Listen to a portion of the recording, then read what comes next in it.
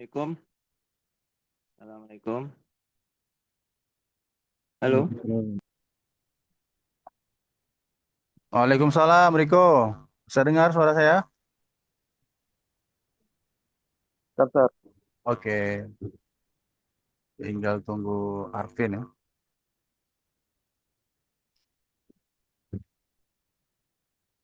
Oke, Fer, bisa dengar, Fer. Oke, ya. Assalamualaikum.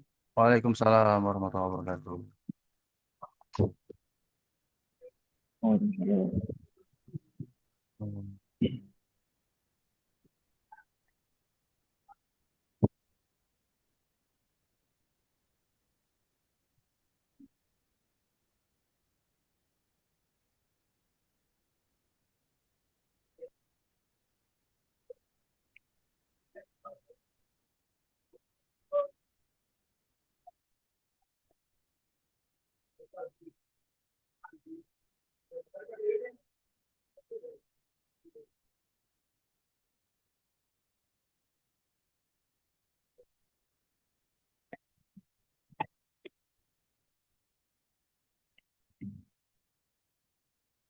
Hmm. Assalamualaikum. Waalaikumsalam. Assalamualaikum. Waalaikumsalam, Pak Nur. Waalaikumsalam warahmatullahi wabarakatuh. Ya, Pak Nur. Aku mulai, Kak Taufik. Ah, sebentar lagi ya, Pak. Setengah tiga, Pak. Mungkin mahasiswa masih ada yang ini lagi belum masuk, Pak. 5 menit lagi ya, Pak. Biar masuk semua, Pak. Izin, Pak.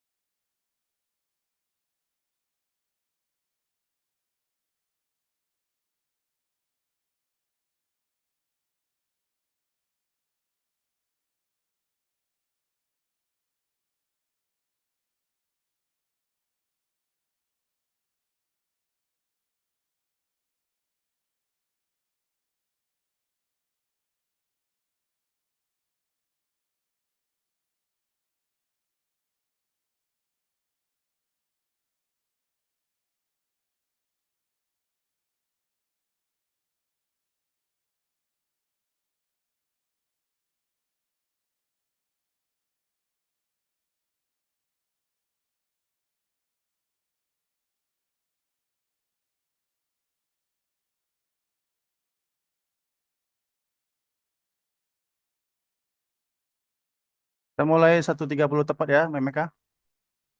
Thank you, ma'am. Oke, oke, Pak.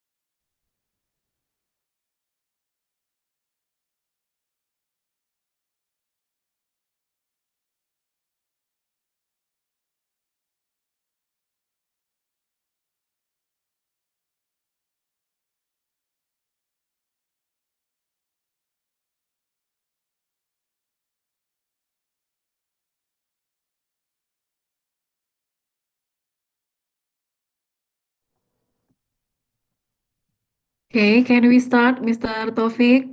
Bisa, Ken. We can hear you. Oke, Bismillahirrahmanirrahim. Assalamualaikum warahmatullahi wabarakatuh. Waalaikumsalam. Waalaikumsalam warahmatullahi Ya, Alhamdulillahirabbil alamin. All praise and thank to Allah Subhanahu wa taala for his blessing and guidance, and allow us to gather here virtually in good and spirit. Salawat and also salam we extend to our beloved Prophet Muhammad Sallallahu Alaihi Wasallam. Peace and blessing be upon him who has brought us from the darkness into the light of Islam by saying, Allahumma salli ala Muhammad wa ala ali Muhammad. Okay, to all distinguished guests and participants, welcome to Alumni Talk, peluang karir di industri pariwisata bersama alumni Tadris Bahasa Inggris IAI Miftahul Ulum Tanjung Pinang. Okay, this event aims to inspire and broaden our horizon regarding career opportunities in the tourism industry, especially for graduates of English education. Thank you to all of you who have joined this Zoom session today. Okay, let me introduce myself. I'm Eka Mayasari, and I'm honored to be your host for this event. And allow me to acknowledge our esteemed speakers and guests, Mr. Hardi, Mr. Hadi, Mr. Muhammad Hadi Bijaya from Bintan Resort Cakrawala. Is it right, Mr. Hadi? Okay, and Rico Agus Prasetyo, Mr. Rico Agus Prasetyo from Club Med Bintan. Hello. And Mr. Arvin from the Bintan Villa. Hello, Mr. Arvin. And our respected moderator, Mr. Taufik Afdal, the head of English Education Program. And also, our honorable guest from opening remarks, Mr. Muhammad Nur MPD, Vice Rector for Student Affairs and Alumni of IAI Miftahul Ulum Tanjung Pinang. Okay, ladies and gentlemen, here is the flow of our event today. The first one, opening remarks by Mr. Muhammad Nur MPD.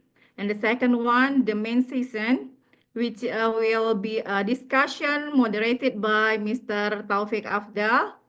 And the third one, a question and answer session, Q&A session. All participants can directly interact with our speakers. And the last one, closing remark and a group photo session. Okay, to begin our Zoom today, we invite Mr. Muhammad Nur MPD, Vice Rector for Student Affairs and Alumni, to deliver the opening remarks. To Mr. Muhammad Nur, time is yours. Hai, Assalamualaikum warahmatullahi wabarakatuh. Waalaikumsalam warahmatullahi wabarakatuh. Alhamdulillahirrahmanirrahim. Assalatu wassalamu ala asyrafil anbiya wa ala alihi wa sahbihi ajma'in. Kaprodi, Tadris Bahasa Inggris yang kami hormati, dan para dosen Bahasa Inggris, kemudian alumni TBI, kemudian para mahasiswa yang hadir dalam pertemuan ini. Yang pertama, kami mengucapkan salam Bu Rektor, belum bisa hadir dalam pertemuan ini, ada sesuatu kegiatan, sejujurnya beliau yang ingin memberikan sambutan. Baik, yang pertama kami dari Rektorat mengucapkan terima kasih kepada penggagas atau yang melaksanakan kegiatan ini. Kami berharap kegiatan alumni talk, ya, terutama ini tentang pariwisata, ya, bisa dilaksanakan secara periodik, ya. Apakah itu semester sekali, setahun sekali, dengan tema yang berbeda-beda. Mungkin ini dalam hal pariwisata, mungkin nanti ada tentang pendidikan, mungkin nanti ada tentang wirausaha, dan seterusnya. Baik, yang pertama kami mohon maaf juga karena kurang bisa berbahasa Inggris. Kok bisa tadi dengar aja karena disebut nama saya berarti nyuruh saya ngasih sambutan itu aja. Ya. Ya, karena kalau udah ngomong bahasa Inggris lidah saya agak kaku, patah-patah. Walaupun dulu sewaktu kuliah sekolah nilai yang tertinggi itu bahasa Inggris, ya. Bahasa Indonesia dapat 6, bahasa Inggris dapat 9. Orang Indonesia bahasa Indonesianya dapat 6, ya. Itu yang kami harapkan untuk kegiatan ini. Yang kedua, bagaimana mengupayakan keterlibatan alumni secara, ya, mungkin tidak dapat 100%, 50% atau berapa persen bisa ikut, ya, dalam kegiatan-kegiatan. Karena kami berharap kepada alumni, terutama yang nampaknya sekarang sudah bisa menjadi narasumber. Ini alhamdulillah, berarti alumni Prodi TBI bukan alumni abal-abal, bukan ecek-ecek, ya. Alumni yang bisa menampilkan diri, yang bisa berbicara di depan orang banyak, ya. Tentu ini sangat kita apresiasi. Kemudian kita berharap juga para alumni ini dapat mensosialisasikan kampus kita, terutama transformasi dari sekolah tinggi menjadi institut. Jadi kalau dari sekolah tinggi ke institut levelnya naik, ya, walaupun prodinya masih itu tapi levelnya naik, ya. Nah, jadi kalau dulu hanya dipimpin oleh seorang ketua, sekarang dipimpin oleh rektor, ya. Jadi ini kami berharap. Kemudian bagi alumni juga dapat menjadi sarana informasi, makanya perlu dilaksanakan secara rutin itu, ya. Mungkin yang sudah berhasil, alhamdulillah. Yang belum, mungkin bisa ada informasi-informasi, terutama yang baru tamat, ya baru selesai, dapat informasi-informasi untuk lowongan pekerjaan atau ikut kegiatan-kegiatan lain, ya. Nah, ini yang kita harapkan, saling memberikan informasi. Karena membantu saudara-saudara ini besar pahalanya, ya. Kemudian juga yang membesarkan kampus itu juga alumni. Jadi kalau kita kuliah di suatu perguruan tinggi, bila udah selesai bukan berarti terputus habis, tidak. Makanya di setiap kampus itu ada wakil rektor atau wakil ketua bagian kemahasiswaan dan alumni. Ya. Jadi mahasiswa dan alumni. Jadi alumni tetap terkait. Bahkan dalam akreditasi, ya, ada pendataan atau tracer study tentang alumni ini. Jadi kita berharap partisipasi daripada alumni untuk mensosialisasi dan juga ikut berpartisipasi jika nanti ada dimintakan mengisi data-data atau formulir dan segala macamnya. Ini yang kita harapkan. Kemudian yang terakhir, mensosialisasikan bagaimana tadris bahasa Inggris ini bisa berkembang. Karena ada satu hal, setelah saya ngecek ke berbagai sekolah, ya, rupanya bahasa Inggris ini merupakan jurusan atau prodi yang boleh dikatakan agak menakutkan, ya, agak menakutkan. Karena apabila dilihat orang ngomong bahasa Inggris, orang tak paham jadi takut. Nanti kalau ngomong gimana? Kalau ujian gimana? Nah, bagaimana para alumni ini memberikan pandangan, terutama apakah di masyarakat sekitar, di lingkungan kerja, atau dimanapun berada, bahwa bahasa Inggris ini bukan hal yang menakutkan. Ya, ya. Jadi orang kalau pergi ke kampung Inggris mungkin 2-3 bulan sudah pandai bahasa Inggris. Berarti bukan sesuatu yang sulit, cuma kita aja yang merasa sulit, maka dia menjadi sulit. Ya, nah, ini perlu diinformasikan. Begitu juga dengan gebrakan-gebrakan yang dilaksanakan oleh prodi, ya, didukung oleh para alumni. Jadi kalau dapat ke depan ini mungkin TBI bikin inilah Pak Taufik. Prodi pertama yang membuat kegiatan alumni, ya, yang berkontribusi untuk kampus. Walaupun sedikit kecil kegiatannya, tapi itu dilaksanakan oleh alumni, bukan oleh prodi. Karena yang lain belum ada nih. Saya sudah meminta kepada ketua besarnya apa kegiatannya segala macam, ya. Yang kami ini, yang kita ini dari perguruan tinggi diundang, bukan mengundang, ya. Nah, jadi kalau mungkin nanti besar cenderamata, mungkin ada sedikit plakat apa ya, yang jadi kenang-kenang, tapi untuk mendobrak ini. Karena bahasa Inggris nih yang baru ada pertemuan-pertemuan seperti ini, saya mengharapkan ada, walaupun sedikit, kecil, dan segala macamnya ini bisa kita buat. Ya, untuk menyadarkan prodi-prodi yang lain, ya. Nah, walaupun jumlahnya kecil tapi manfaatnya banyak, kira-kira begitu, ya. Jadi ini yang kita harapkan pada program studi bahasa Inggris. Kemudian juga kepada para alumni kita ini, kita tetap yang namanya kita ini tetap bukan mantan, ya. Jadi kita ini kuliahnya S1 di sini, ya. Nah, jadi tetap itu tidak bisa hilang. Jadi kalau kita membesarkan, mengagungkan atau membesarkan nama perguruan tinggi, nama kita juga bagus. Kalau perguruan tingginya bagus, nama kita bagus. Kalau kita menjelekkan perguruan tinggi, ya kita juga itu namanya menepuk air di dulang, kena muka sendiri. Lu alumni mana? Nah, kan begitu ceritanya, ya. Jadi ini kita harapkan. Karena di mana-mana perguruan tinggi, alumni ini sangat berperan sekali. Pertama dalam pengembangan kampus, yang kedua dalam membantu rekan-rekan kita yang lain, saudara-saudara kita yang lain, mungkin belum beruntung, ya, mendapat suatu pekerjaan, ya. Mungkin ada info-info yang bisa diberikan, ini sangat berguna sekali bagi kita semua. Baik, itu aja yang dapat saya sampaikan. Mari kita buka kegiatan ini dengan mengucapkan basmalah. Bismillahirrahmanirrahim. Terakhir saya tutup dengan sebuah pantun. Dari Bintan ke Pekanbaru cukup sekian. Thank you. Assalamualaikum warahmatullahi wabarakatuh.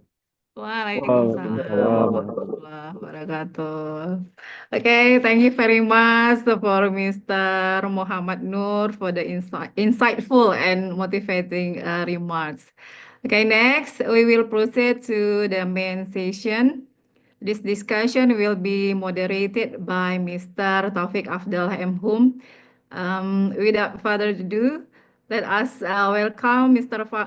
Taufik Afdal to lead the session. To you, you are most welcome. Please, Mr. Thank you Bu Eka, Pak Nur, terima kasih sekali lagi. Can you hear me okay? Oke ya. Oke. Baik teman-teman sekalian, mungkin saya pandu dalam bahasa Indonesia karena ada beberapa mahasiswa dari prodi lain. Eh, jadi sebelum kita masuk ke acara inti, kita lihat dulu beberapa video profil. Pertama dari prodi TBI, kemudian nanti dari beberapa perusahaan yang di mana tempat alumni kita bekerja ya. Kalau suaranya nggak kedengeran, bilang saya ya. Mungkin ada setting yang nggak sempurna.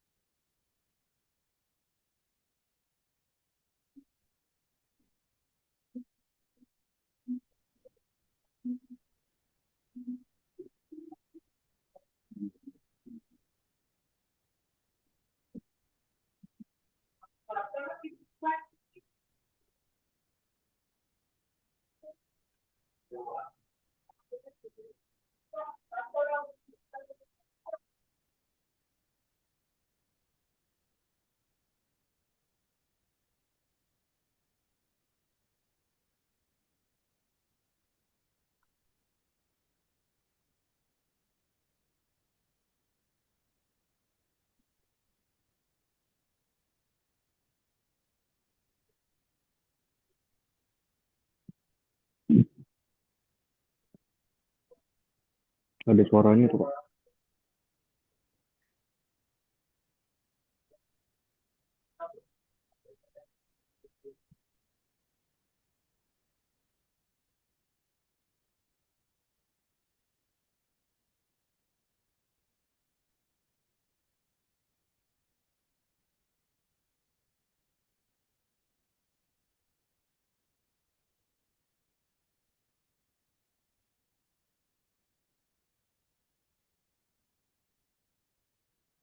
Oke. Suaranya kedengeran nggak, teman-teman? Nggak Di kedengeran? Nia nggak ada suaranya, Sar. Oh, bentar ya. Dia nggak ada suara. Oh, share sound ya, share sound. Suara sound gitu. Ya, kita langsung aja video perusahaan ya. Mungkin pertama perusahaan yang saya putar videonya adalah dari BRC. Udah kedengeran videonya, suaranya? Bentar, Belum, Nggak Coba ada, deh, Sar. bentar ya. coba di play aja dulu. Oh, nggak ada suara. Udah ya? Ada tadi suaranya, teman-teman? Belum ada, coba di skip dulu. Belum ada sih. Ya. Wait. Ada nggak ada suara. Belum ada kedengeran suaranya.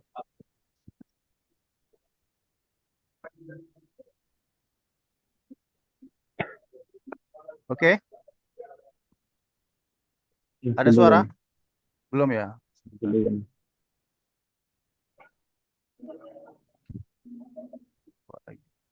Mungkin dari YouTube-nya emang nggak ini, mungkin tidak support Udah ada? share sound. Sudah ada. Ada.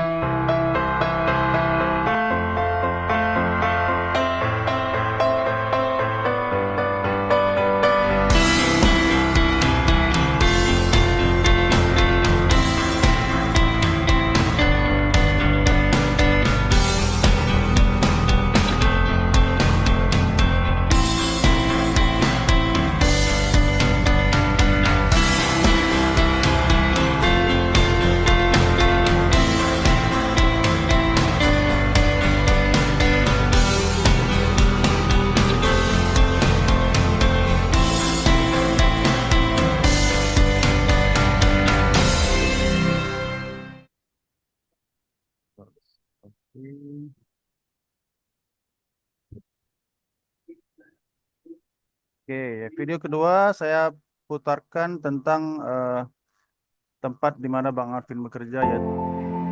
What if I told you that I have found a place where I can find some solace in peace? A place where I can take a deep breath and heal my soul. To start my morning, mesmerized by nature flaunting its tricolor magic. The vibrant sunrise, scenic lake, and stunning mountain. Infinite joy, boundless love. They speak of this moment when your soul finds peace. Being here, I can be myself, be worthy, valuable, and deserve to receive the best life has to offer. This is the place you want to be. The Bintang Villa.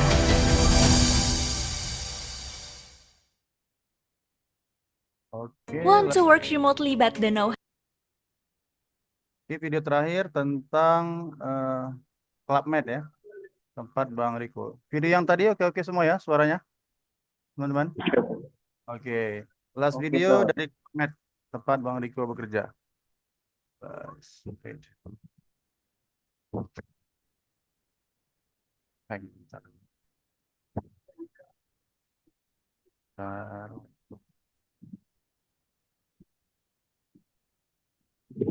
Oops. Mana tadi? Technical issue.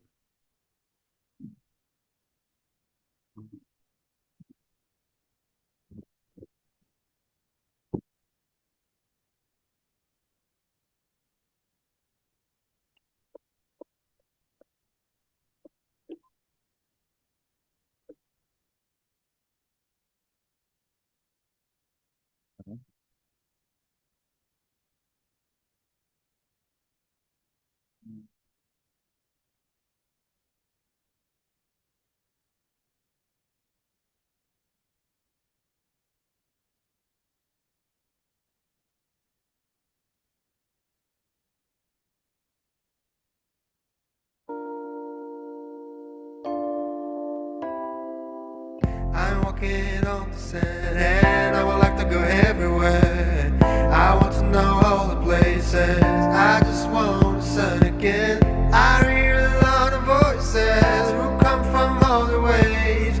I sit face to the ocean. I sit face to the ocean. I don't want to leave it. I just want more and more. Back to the beginning. No, I think it loud. I don't want to leave it. I just want more and more. Back to the beginning. No, I think it loud.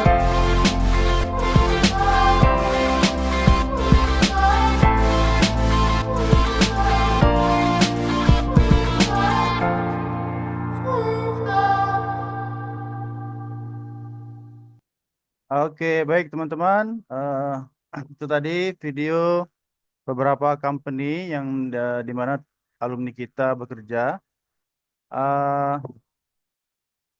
Baik, untuk sesi ini akan saya pandu dengan beberapa pertanyaan ya. Jadi mungkin di akhir sesi nanti teman-teman mahasiswa bisa langsung bertanya ke baik Bang Hadi, Pak Arvin maupun Bang Riko. Oke.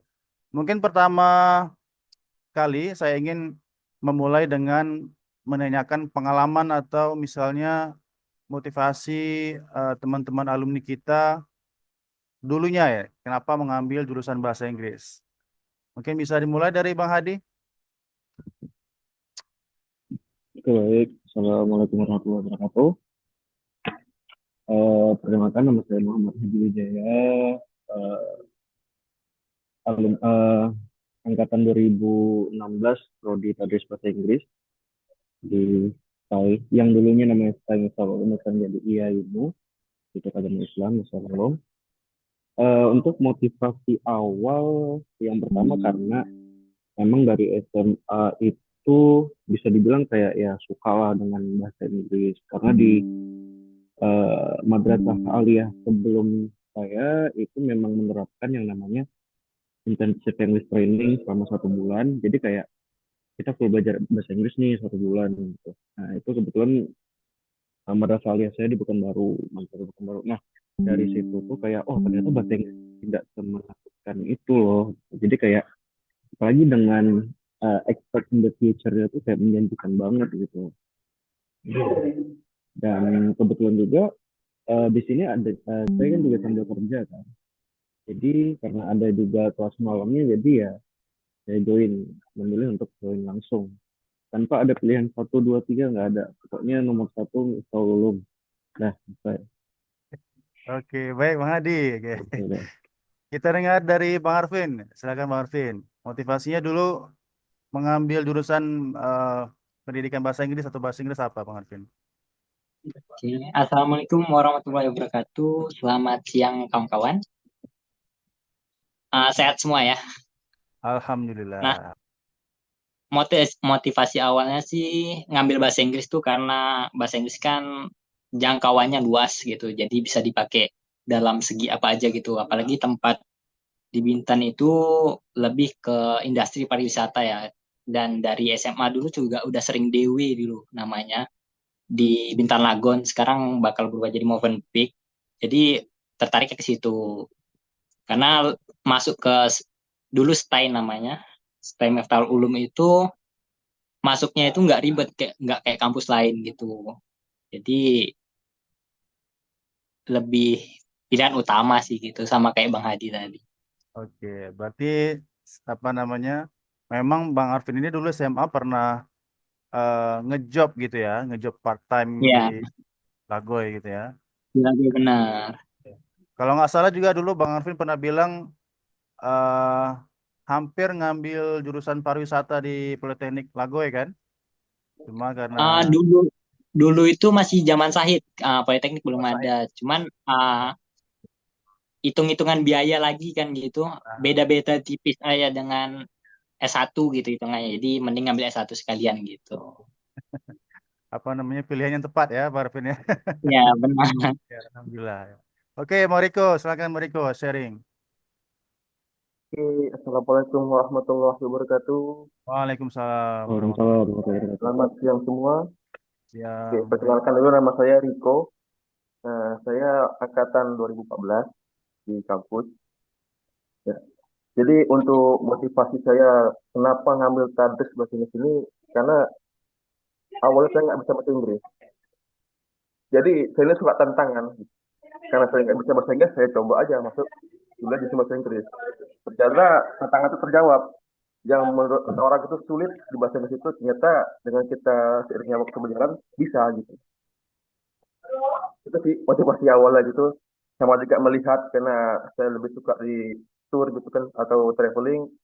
Jadi pengen di bahasa Inggris ini kedepannya tuh lebih ke main di traveling gitu, travel. Mungkin motivasi di situ dari awal sih. Oke. Tantangan bagi saya. Oke, terima Bariko kasih. kemarin dari SMA ya, Bariko ya, alumni SMA ya, SMK. Saya alumni SMK Negeri 3 Tanjung Pinang. Jurusannya teknik Oh, mesin. oke oke. Oke teman-teman, sebelum kita jauh ke profesi masing-masing, kita mengulas dulu ya selama pengalaman kuliah gitu. Nah, mungkin teman-teman ini ketika kemarin, ketika kuliah di STAI itu, apa sih apa namanya kegiatan ekstra tambahan yang dilakukan selain kuliah gitu? Coba diceritakan, silakan. Mungkin dari Bang Hadi dulu.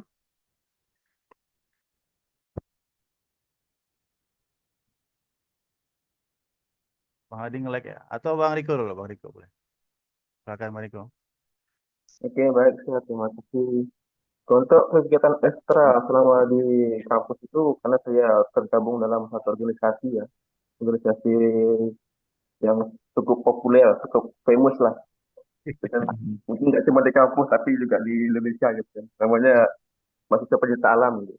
Iya. Jadi mengisi kegiatan selain di kampus ya kegiatannya yang berhubungan dengan kegiatan alam di luar. Karena saya sangat hobi yang berkegiatan di outdoor gitu di alam bebas gitu. Ya, ya.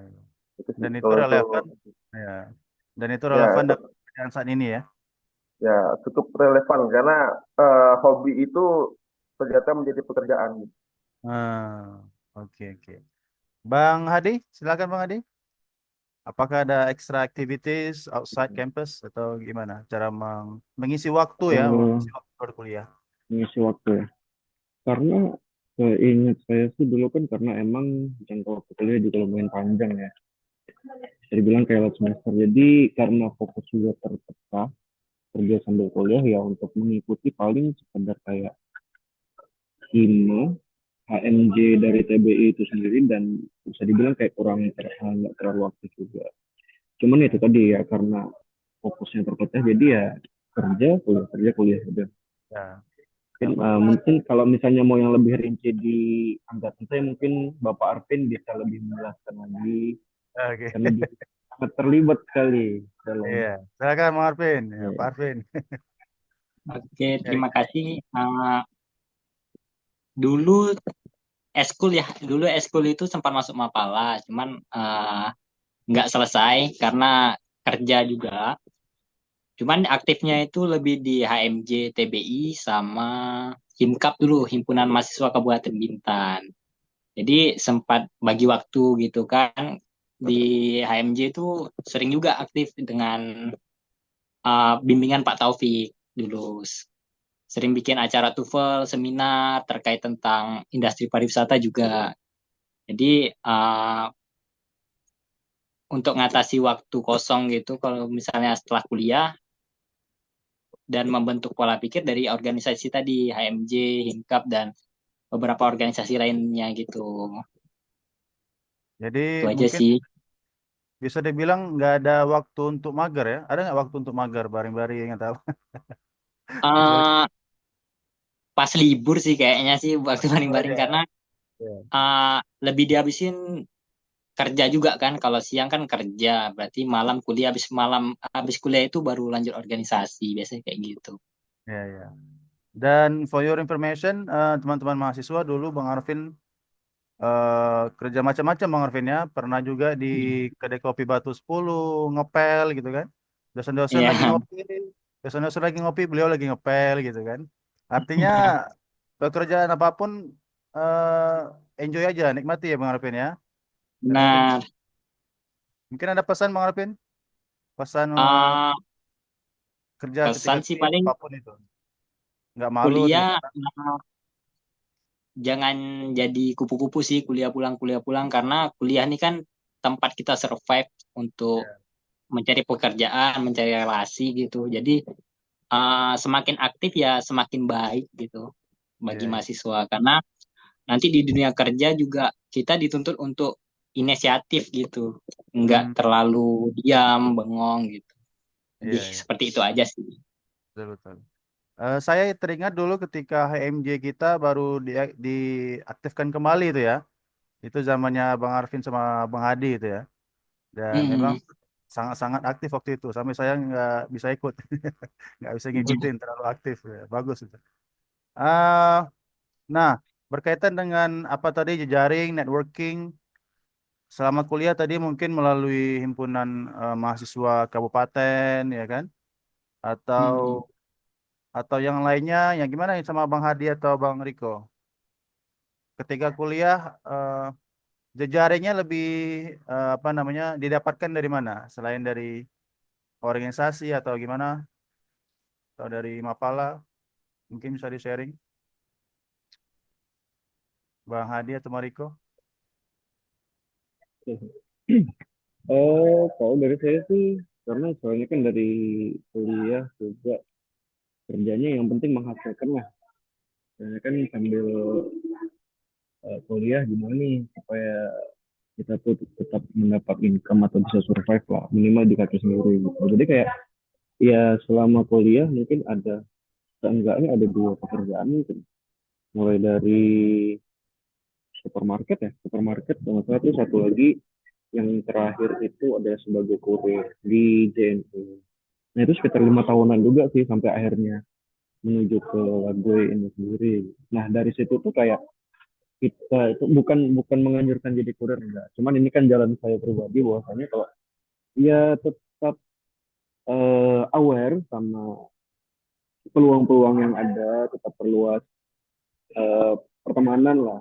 Kayak misalnya entah itu dia siapa, kita nggak tahu tiba-tiba dia adalah bosnya suatu perusahaan atau apapun gitu ya, sambil ngantar tuh mengakrabkan diri. Kalau dari saya gitu sih. Jadi kayak sambil bekerja sambil, makanya saya tuh cenderung lebih suka sebenarnya kerja yang di outdoor. Jadi kita kayak nggak monoton, bisa kenal banyak orang juga. Apalagi ya bisa apa ya? Apalagi misalnya kita tuh sering berinteraksi dengan orang dan ternyata orang itu penting kan bisa bisa membuka peluang juga ke pintu-pintu rezeki yang lain. Mungkin dari saya gitu sih. Mbak Riko, ada bisa di-share, Mbak Riko? Oke, baik.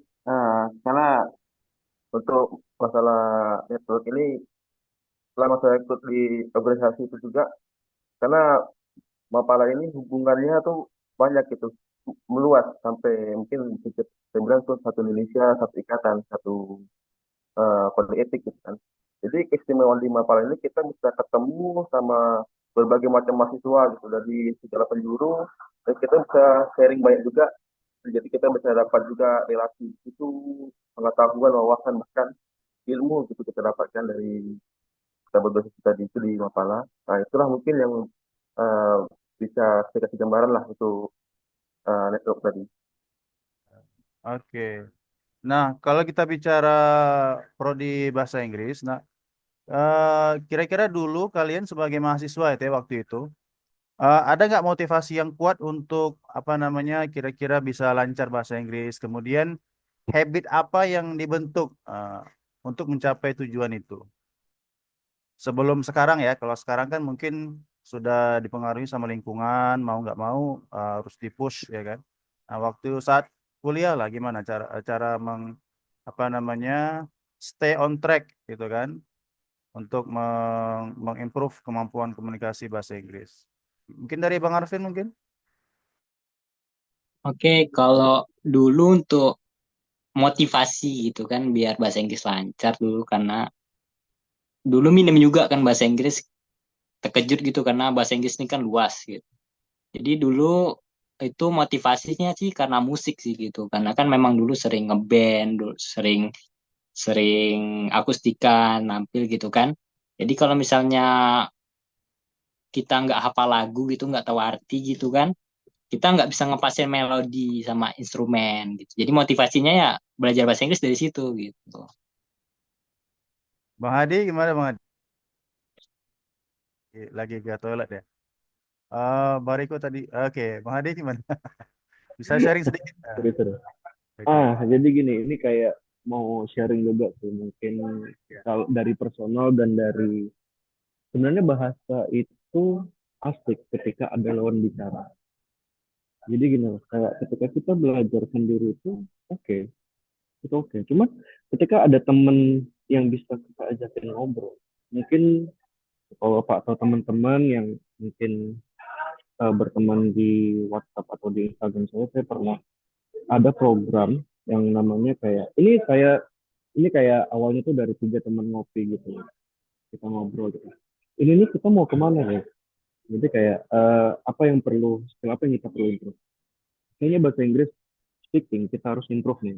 Jadi kayak jadi programnya itu ini program kayak benar-benar sukarela dari kami bertiga gitu.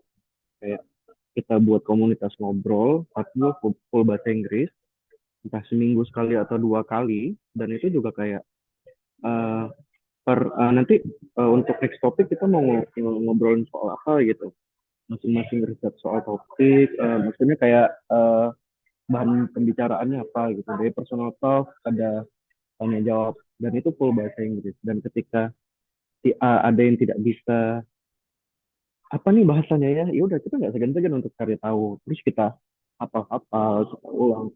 Nah itu juga benar-benar greatly improve dari kami bertiga. Dan ini boleh percaya boleh tidak, untuk yang satu namanya itu dia pernah kuliah di STAI, itu ada lettingan kami namanya Purnawala Hafiz, itu dia sekarang di Amerika, dia magang magang di Amerika selama 1 tahun sebagai chef. Nah itu benar-benar kayak, oh itu ini bahasa-bahasa kami lah. Ini ternyata bahasa Inggris yang itu yang kita rutin lakuin itu bener-bener apa ya, ngebantu lah dari segi Pakai. speaking daily-nya kita gitu. Dan juga satu lagi ada yang namanya Aflah. Aflah juga itu mungkin di bawah saya ya. Itu dia sekarang berada di Malaysia, yang which is the second language-nya itu bahasa Inggris. Jadi kayak benar-benar kepake loh dari kita ngobrol-ngobrol bareng segala macam. Jadi itu aja sih dari saya. Ya. Berarti nggak perlu harus diorganisir sama dosen, ya kan? Nggak perlu. Itu lebih ke kesadaran diri akan kita harus acquire bahasa ini loh. Oke lah, misalnya untuk bahasa Inggris. Nah, dan saya baru tahu lagi setelah terjun di dunia pariwisata ini adalah bahasa Mandarin itu sebenarnya penting juga. Nah, jadi ya itu mungkin put aside lah. Tapi yang pertama ketika bahasa Inggris dulu nih, ini untuk ngebuka jendela pertama. Dan untuk jendela yang selanjutnya atau lebih bigger change lagi, nah itu Mandarin dan itu nanti lah. Cuman bahasa Inggrisnya dulu sih. Dari saya gitu. Ya, ya. Berarti ada self awareness dari diri kalian Ya, sendiri sebagai mahasiswa kan. ya Eh, betul betul. Membentuk komunitas sendiri ya kan, nggak perlu besar-besar, 3-4 orang cukup, tapi konsisten gitu ya. 3-4 orang. Konsistensi juga. Betul betul. Mariko, ada yang bisa di-share? Oke, baik, Kak. Jadi, karena dari awal kan kita sudah tahu kalau dulu saya tuh nggak bisa sama sekali bahasa Inggris gitu. Karena Ya. tantangan di kampus. Nah, jadi, saat di kampus itu saya punya, bisa dibilang rival lah gitu. Atau partner gitu. Sekarang dia ngajar di Madani, Buirang, tinggi namanya. Abang Jadi, Sigi ya. jadi kami itu dari mulai start semester 1, ya, dari first semester itu kita macam mana sih itu kita improve gitu atau increase bahasa Inggris itu kita belajar untuk praktis saja gitu, praktis. Jadi kita pun mau di mana tempat kami berdua ini, mau kita di kantin, mau kita di kedai kopi, bahkan by phone pun juga kita ajar aja ngomong bahasa Inggris. Bahkan Ya. kalau kita misalkan nggak tahu nih kata-katanya, mungkin satu hal untuk kayak kita nggak tahu untuk menyebut jelas itu. Jadi itu kita menyebut jelas itu kita ekspresikan ciri-cirinya seperti apa. Ya. Ini apa ya namanya ya, yang seperti ini dia ada tempat kayak wadah, ada gagangnya, itu apa sih namanya? Baru kita, oh mungkin kawan ini tahu jelas namanya. Tapi kalau kita udah sama-sama stuck mungkin nggak tahu, mungkin perlu kita cari. Gitu. Jadi kita, Ya. kami seperti itu. Eh, mau di kantin, mau dimanapun, intinya itu kalau waktu kami melakukan itu, jangan minder aja sih. Pasti banyak nanti ada yang bilang, kenapa sih, ngapain sih di kampus atau di kantin kok ngomong gini, ngomong bahasa Inggris, Ya. kayak nggak penting banget gitu. Tapi kalau kita memang punya target untuk mencapai suatu tujuan itu, udah lanjutin aja. Itulah yang jadi mungkin awal mula dari kami ini cuma 10% lah menggunakan bahasa Inggris itu ya. Sampai Ya. 90% itu menggunakan bahasa Inggris di kampus gitu. Ya. Itu sih yang interestnya dari pengalaman lah gitu. Karena memang praktis itu yang nomor one sih menurut saya. Karena praktis itu kita ada lawan bicara, jadi kita bisa saling isi mengisi, ajar mengajar, adalah sih yang penting. Kita saling bisa mengoreksi juga di mana kesalahan kita. Dan yang penting saat kita mau memulai untuk speaking gitu ya, never think about grammatical lah. Jangan pernah berpikir tentang grammatical kalau kita mau belajar untuk speaking. Karena ini pengalaman pribadi sih. Saya kan main game juga yang sifatnya itu internasional gitu. Jadi pernah saya nanya sama kawan itu yang dari native speaker, iseng aja bertanya, boleh nggak sih ajarin saya tentang grammar gitu. Dan mereka pun berkata apa, please don't ask me about grammatical or structure or literature, I don't know. Jadi kata mereka sendiri pun yang penutur asli pun nggak memahami itu gitu. Itulah sebabnya mungkin kayak kita pun di Indonesia, kenapa kita orang Indonesia nilai bahasa Indonesia kita rendah gitu. Ya, karena kita Indonesia tidak baku yang kita pakai, bukan Indonesia bakunya. Gramatikal pun seperti itu. Tapi kalau kita mau terjun di dunia mungkin tentang penulis, ya itu penting, sangat sangat penting di gramatikal itu ya. Tapi kalau untuk speaking atau listening mungkin lebih jangan pernah pikir lah, jangan pernah takut salah, ajar aja. Yang penting you know, I know, udah selesai. Itu sih. No each other aja. No each other aja. Jadi memang saya setuju dengan apa yang disampaikan Mbak Riko. Mungkin bisa jadi motivasi juga buat dosen-dosen kita nih ya, yang ngajar grammar, ngajar apa gitu ya. Bahwasanya sebenarnya output yang penting speaking gitu kan. walaupun mengajar grammar tentang past tense, future, tetapi mungkin sekian persen penekanannya terhadap bentuk-bentuk ya kan. Tapi selebihnya lebih ke speaking karena itu memang dipakai gitu ya. Dan hampir 100 bisa dibilang 99% kita nggak pernah disuruh untuk menulis kan di tempat kerja gimana? Pernah nggak disuruh nulis di tempat kerja? Kalau Mariko? Ya, karena kerjaan saya ini di outdoor ya, water sport gitu kan, Ya. memang nggak pernah untuk menulis. Cuman mungkin ada suatu ketika saya pernah lihat kerja tempat lain yang mewajibkan juga untuk menulis, jadi memang itu juga berguna. Cuman yang paling dominan sih lebih ke speaking sama listening, itu aja. Speaking listening ya, speaking dan listening. Bang Arvin gimana? Bang Hadi gimana? Ada nggak job yang kira-kira menuntut untuk menulis secara Kalau kalau untuk penulisan itu sebenarnya tidak kalah penting sih. Cuman ya lebih ke dominan kita kan understanding each other. Kita itu lebih ke bagaimana cara mengkomunikasikan sesuatu agar tetap on point. Atau kayak si tamu ini mengerti loh maksud kita gitu. Jadi kayak mungkin yang lebih diimprove tuh lebih ke pronunciation kita. Jadi kayak how to apa ya, kayak menyebutkan sesuatu itu benar-benar kayak misalnya di awal itu kayak arrival atau arrival atau ya, departure atau deparatur. ya, Jadi kayak ya. minimal kita itu bisa lah dasar-dasar. Nah kalau misalnya dan sekarang tuh kita kalau untuk belajar sebenarnya tidak ada kata apa ya, tidak bisa itu sebenarnya nggak ada. Maksudnya karena dari teknologinya sendiri itu udah sangat mendukung. Sesimpel kayak Google Translate itu kita bisa tahu loh kayak how to pronounce-nya tuh kita bisa dengar gitu. Oh ternyata kayak gini. Even kayak dari saya sendiri kalau misalnya ketika ragu dalam misalnya tuh gimana sih cara nyebutnya misalnya kan darah itu kan ke double O kebanyakan ada misalnya kayak food itu food kalau darah itu bukan blood tapi blood nah, itu pun kayak lately kita juga tahu bisa tahu tuh Dok. Sebenarnya gitu Harus sih. Kalau untuk grammar memang tetap perlu nah cuman bukan saya tidak mention itu tidak penting ya. Cuman ya tergantung di mana posisi berada aja sih. ya. Tadi menarik sekali mengenai pronunciation tadi itu ya.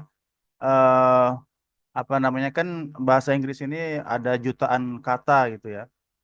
Hanya sekian ratus mungkin yang diajarkan di kampus. Nah, kira-kira apa namanya tips apa yang bisa diberikan kalau untuk menguasai pronunciation jumlah kata yang tidak di cover di kampus. Selain dari song, dari cek. Kadang-kadang kan kita malas untuk ngecek cara pronounce-nya di Google Translate. Nah, mungkin ada tips mungkin kira-kira Bang Adi. Kalau untuk tips sendiri ketika belajar itu kalau untuk malas tuh ya istilahnya niat dulu sih maksudnya. Oke lah kalau misalnya malas dari kita belajar langsung atau Google Translate, as simple as we heard a song, we know the lyrics, what it means. Jadi kayak dari pronounce-nya lagu itu mungkin salah satu caranya. Dan ketika kita udah di dunia kerja, itu yang saya rasain sendiri itu kayak ketika saya juga nggak tahu nyebut ini apa sih jangan segan bertanya kepada seniornya gitu. Misalnya atau sekedar memperhatikan aja gimana sih cara mengkomunikasikan misalnya nih kalau di alur kerjanya saya itu ada proses menanyakan paspor gitu. Nah, jadi gimana nih cara komunikasikannya? May I have your passport please gitu. Nah, jadi kayak benar-benar kita tuh bertanya, oh ini ternyata artinya ini gitu. Oke, berarti nanti kita terserah tuh mau improve-nya seperti apa gitu. Nah, itu dengan gaya kita sendiri lagi sih. Lebih ke bertanya, kita memperhatikan senior bagaimana alur kerjanya. Gitu. Dan itu benar-benar belajar banyak gitu. Ya, kayak gitu. Bang Arvin ada yang bisa di-sharing mungkin Bang Arvin? Eh, terkait grammar ya Pak tadi. Iya, grammar, ya, grammar. Nah, kalau bahasa Inggris sih grammar terpakai sih karena kebetulan kerjaan kan e-commerce kan, jadi nge-branding produk gitu. Jadi harus punya copywriting yang bagus gitu kalau memang kita mengiklankan produk kan, jadi otomatis grammar terpakai. Terus membuat report terpakai karena di sini kan wajib report monthly sama yearly. Terus Selanjutnya itu biasanya membuat kontrak rate. Kontrak rate ini biasanya sih harus pakai bahasa Inggris. Jadi ke agent, ke travel itu harus pakai bahasa Inggris walaupun dia ngerti bahasa Indonesia, cuman ikutin prosedur kan gitu. Kalau untuk mengatasi grammar sih biasanya itu menggunakan AI juga. Kalau misalnya kita bingung nih, beberapa faktor yang membantu itu salah satunya AI. Terus di Word tuh dari dulu memang udah pakai Grammarly ya, itu buat mengkoreksi balik kalau misalnya kita miss di beberapa kalimat gitu sih. Jadi di tempat kerja masih pakai Grammarly ya, Pak Arvin ya? Masih pakai sih Pak, karena itu sangat membantu sih. Kadang kan kalau kita mau cepat kan ngetik gitu kan dari AI pun uh, beberapa juga ada yang salah, tapi itu membantu. Jadi Hmm. Grammarly itu lebih merapikan balik gitu. Kalau misalnya kita untuk membuat laporan. Dan itu didapat ketika kuliah itu kemarin tuh ya. Yang dari Pak Taufik tentunya. Alhamdulillah ya. Oke, teman-teman, sekarang kita masuk ke pekerjaan masing-masing ya. Ini mungkin lebih sedikit menarik ini. Mungkin kita bisa start dari Mbak Riko. Mbak Riko bisa jelaskan mungkin pertama eh, sebelum masuk ke company ya. Ketika lulus itu berapa bulan menunggu, kemudian caranya gimana sih biar sampai ke pekerjaan ini, Mbak Riko?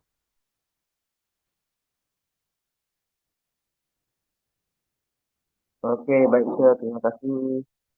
Jadi kalau saya bicara tentang kerjaan ini, karena tipikal saya ini apapun yang bisa dijadikan kerjaan, kerjain gitu kan.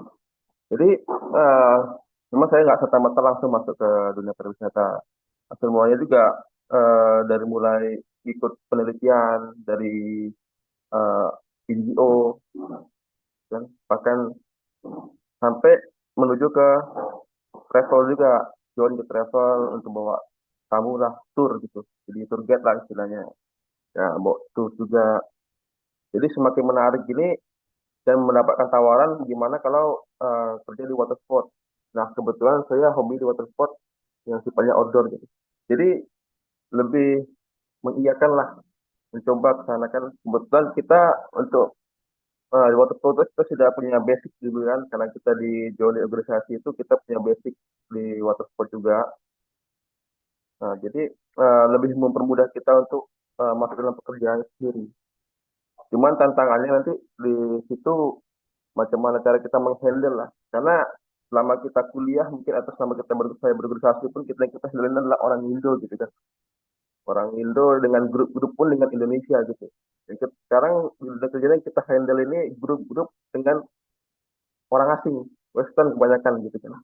Bagaimana cara kita presentasi di depan orang bule, nutur asli, native speaker gitu. Nah, itu nyali kita beda lagi gitu.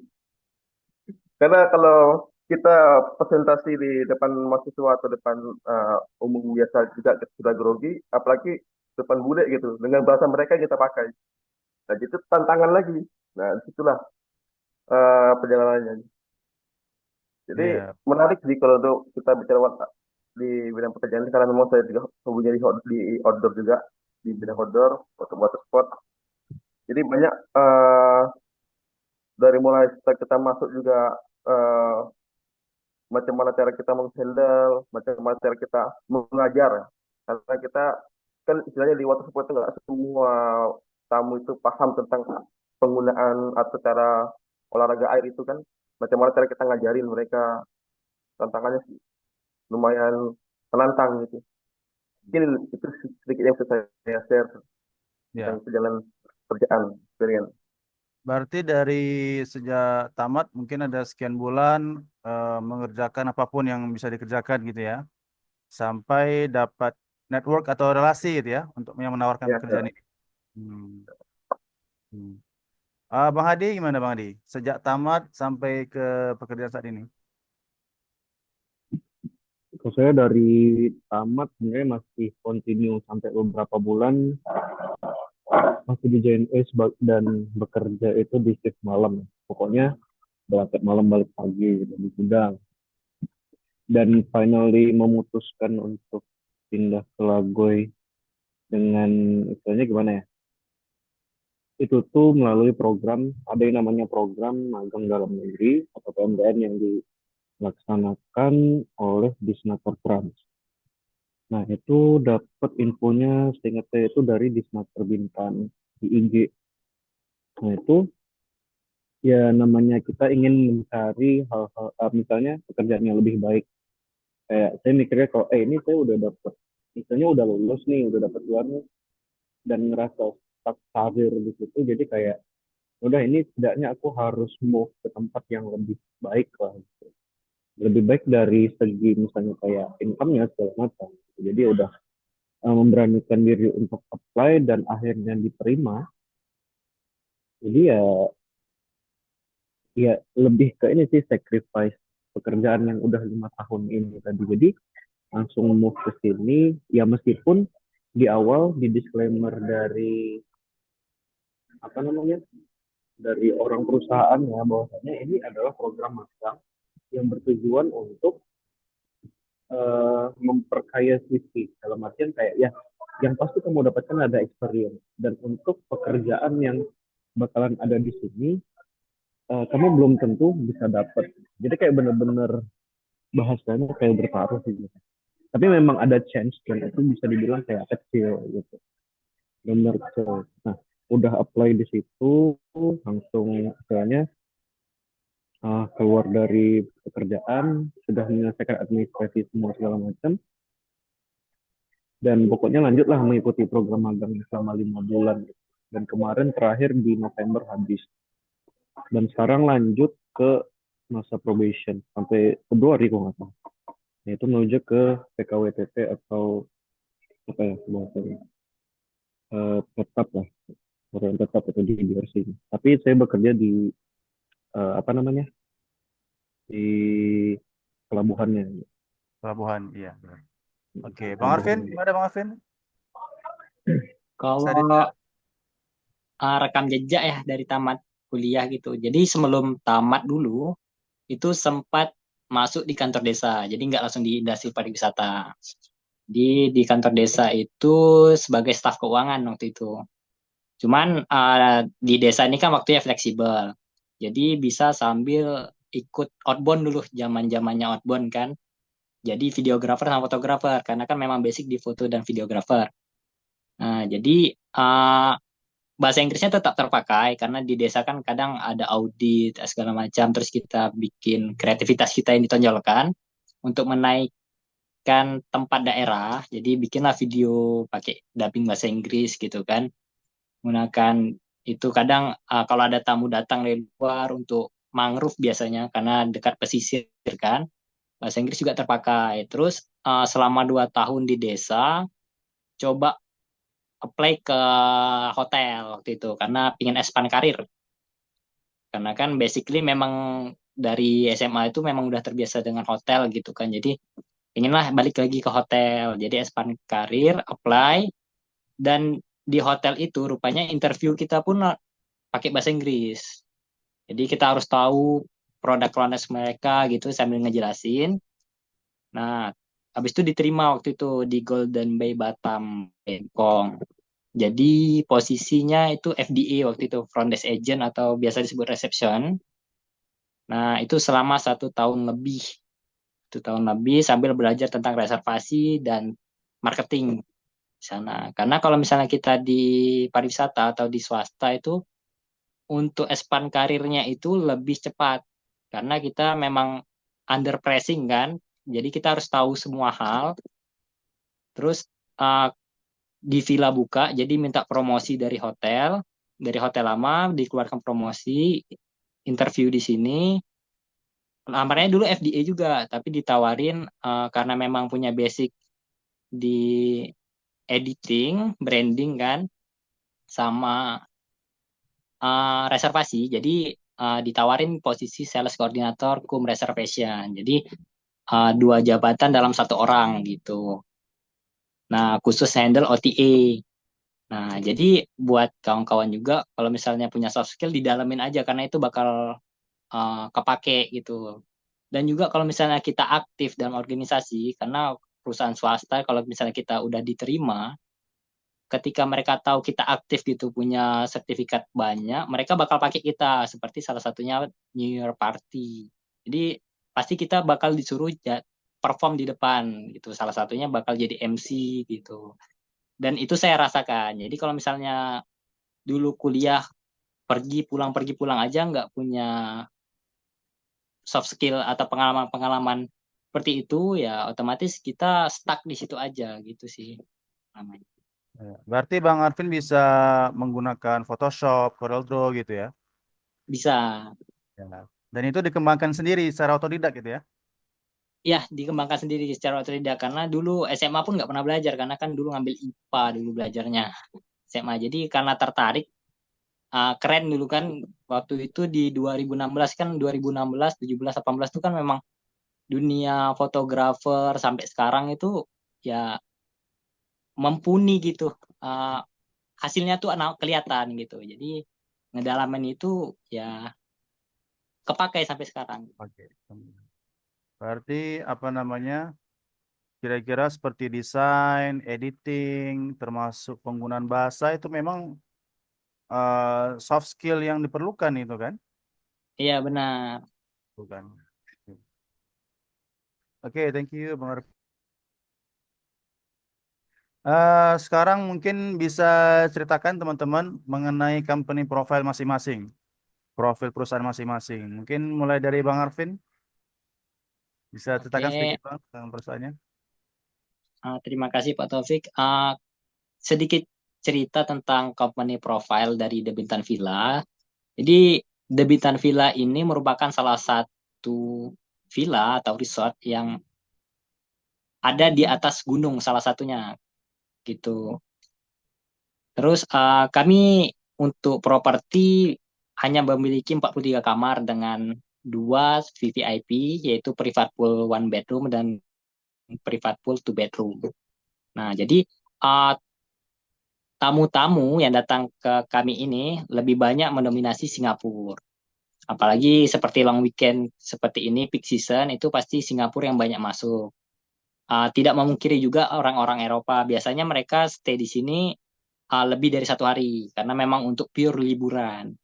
Dan di The Bintan Villa memiliki beberapa activity atau recreation, bahasa hotelnya, itu seperti tur-tur, trekking, baik itu mangrove dan kunang-kunang.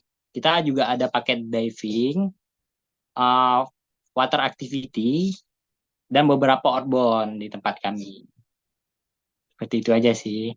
Oke, thank you. Bang Riko bisa diceritakan sedikit mengenai Club Med? Oke, Kak.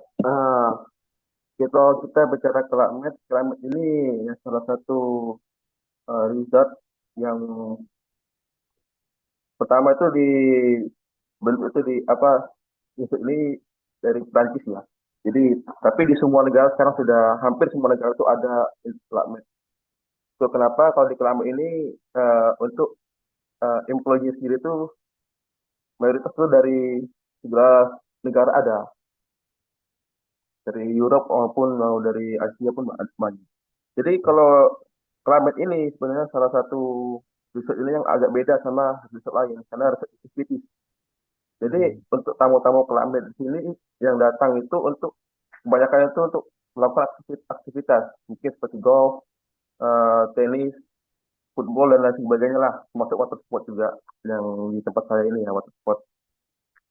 Nah, dan tamunya ini kalau kita bicara tamu, jenis tamunya ini berbeda-beda setiap bulan sih kita bisa bilang. Misal di bulan Mei itu pas liburan Singapura banyak di Singapura. Pas Jun itu liburannya Europe banyak Europe. Bahkan dari mulai dari Prancis, Australia segala macam ada semua di situ. Jadi di Keramat ini eh tipikalnya tuh sekali bayar include semua aktivitas free. Cuma ada sebagian kecil yang bayar lah gitu. Itulah kenapa saya bilang Keramat ini beda sama resort lain karena memang di aktivitas. Jadi kegiatan itu dari pagi sampai malam. Malam kita ada party dinner, ada kadang garden dinner juga, ada beach dinner pun ada. Gantung dari manajemen dari dalamnya sendiri lah dari kalau kita bilang CDV ya kalau di Climate. Tapi kalau di tempat lain kita bilangnya personalia ataupun direktur, kita bilang kalau di Climate itu CDV. Itu kepala kampung kami bilang. Itulah istilahnya kalau di Climate. Jadi kalau Oke. Climate itu lebih ke aktivitas sih banyaknya. Makanya jarang tamu Climate itu yang keluar. Jadi memang dia disediakan untuk aktivitas.